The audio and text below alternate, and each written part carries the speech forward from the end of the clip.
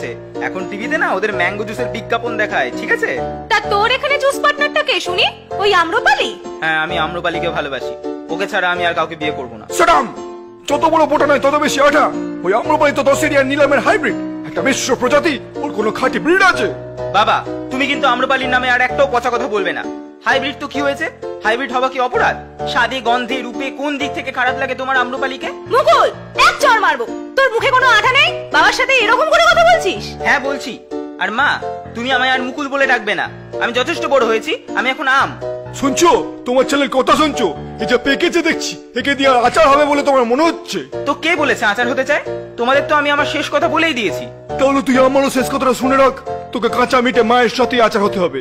আর যদি নিজের মতো আম্রপালিকে বিয়ে করে জুস হোস, তাহলে আমার কাছে ডাল থেকে তুই বেরিয়ে যাবি। আমি তোকে ত্যায্য আম করলাম। খেয়েছে, ব্যাপারটা তো পুরো টক ডাল হয়ে গেছে ভাই।